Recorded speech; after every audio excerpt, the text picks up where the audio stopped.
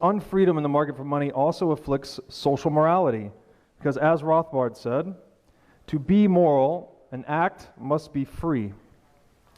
Free actions can come only from sovereign individuals.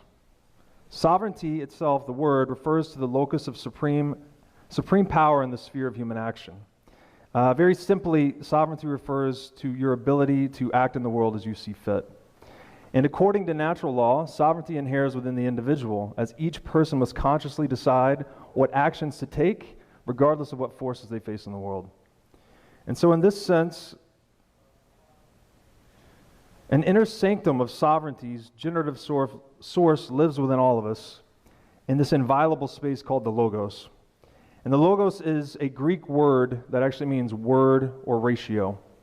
And the Logos is the defining feature of humanity, our ability to tell and believe stories like money, nation states, human rights. This is what separates man from animal. And at the foundation of Western civilization today is the precept that the sovereignty of the individual is held higher than the sovereignty of the state. And this is an embodied belief in principles such as habeas corpus, the presumption of innocent until proven guilty, and freedom of speech rights. And as George Orwell once said, if liberty means anything at all, it means the right to tell people what they do not want to hear. An inability to speak the truth with words or to prove others wrong in the marketplace with prices is the death of liberty. As the 20th century so painfully taught us, restricting the Logos is a slippery slope toward totalitarianism. Again, free expression in all forms is antecedent to proper moral action.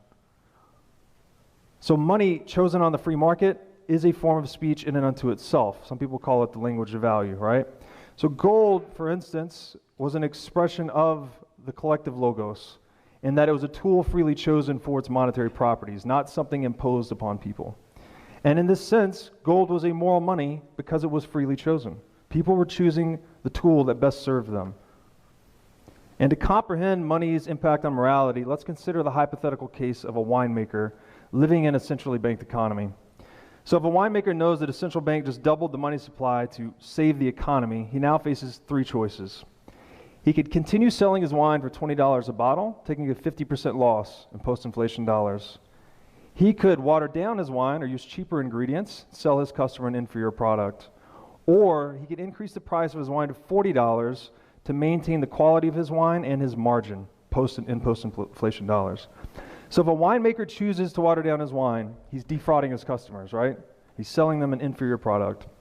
If instead he decides to be honest and double his price to maintain his quality and margin, he faces competition from other winemakers that are less scrupulous, that would be willing to compromise on quality. And since diluting wine with water is difficult to detect and offers an immediate financial gain, all winemakers in this situation face strong incentives to defraud their customers, basically. And when inflation strikes. So in a similar vein, monetary inflation incentivizes sellers across all industries to deceive their customers in the short run. So in this sense, inflation imposes the temptation of larceny onto sellers' hearts, forcing them to weigh their financial well-being against their moral integrity.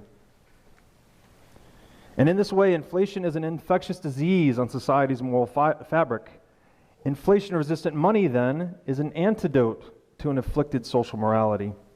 And in this sense, Bitcoin, the only money with a 0% terminal inflation rate in history, is an antidote to this moral affliction. And inflation really is, it's just the installation of theft directly into our primary trust network, which is money. There's no equitable benefit to it whatsoever, despite all the Keynesian bullshit you may have heard. And, frankly, it's a mechanism for time theft, so it's an invisible form of slavery.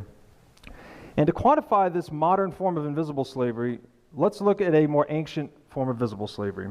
So in ancient Egypt, Herodotus wrote that a single Great Pyramid required 100,000 men laboring for 20 years straight to construct. So again, if we assume each slave was working about 5,000 hours, that comes out to 10 billion human hours to build each Great Pyramid. But this is still less than the time stolen by the greatest pyramid schemes in history, fiat currencies.